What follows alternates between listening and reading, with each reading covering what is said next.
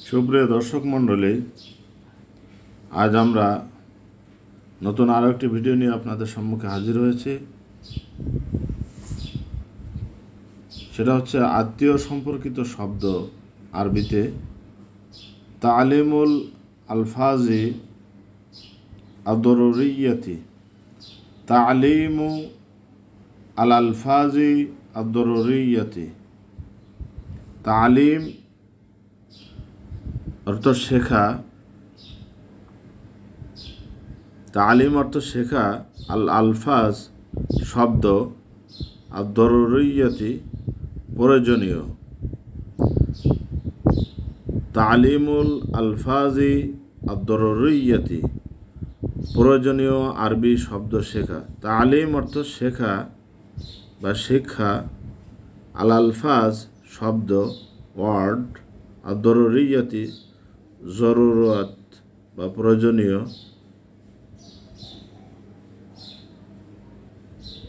আত্মীয় সম্পর্কিত শব্দ, প্রয়োজনীয় শব্দ শেখা, সেটার ভিতরে আত্মীয় সম্পর্কিত শব্দ। এখানে পিতা মাতা, দাদা দাদি, ভাই বোন, চাচা চাচি, নানা নানি, এগুলোই মূলত আত্মীয়। সেই আত্মীয় নিয়ে আমরা এখন কিছু শব্দ জানার চেষ্টা করব। দেখতে পাচ্ছেন, আবুন, আবুন অর্থ পিতা, আবুন অর্থ পিতা। জাদ্দুন দাদা, নানা। জাদ্দুন দাদা অথবা নানা। ইবনুন, ইবনুন পুত্র, ইবনুন অর্থ পুত্র বা ছেলে। আখুন ভাই, আখুন ভাই। আম্মুন, আম্মুন চাচা বা ফুফা, ফুফুর হাজব্যান্ডকে ফুফা বলা হয়। উম্মুন, উম্মুন অর্থাৎ মা বা আম্মু, আম্মা, যে যায় বলে, মাতা। জাদ্দাতুন, জাদ্দাতুন দাদি, নানি।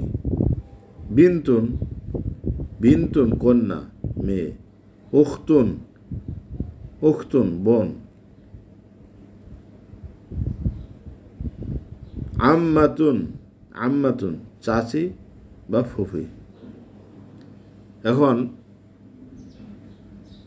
আমরা নিচে নিচে পড়ছি, এবার আমরা ডাইন বামে পড়ব, তাহলে সহজ হবে আরও।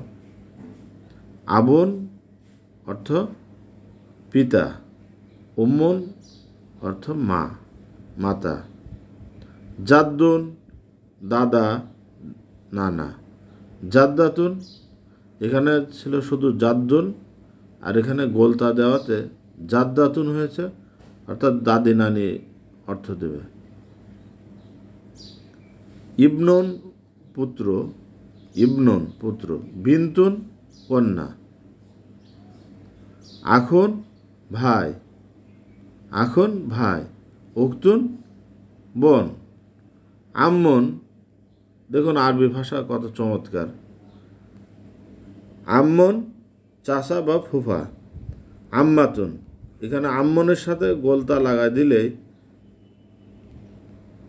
এটা হচ্ছে মুয়ান্নাসের চিহ্ন চলে আসছে এবং লিঙ্গান্তর হয়ে যাচ্ছে। আম্মাতুন চাচি বা ফুফি। এ হচ্ছে আরবি ভাষার একটা কারিশমা, অত্যন্ত সহজ। যেমন জাদ্দুন বললে দাদা নানা, আবার জাদ্দাতুন দাদি নানি।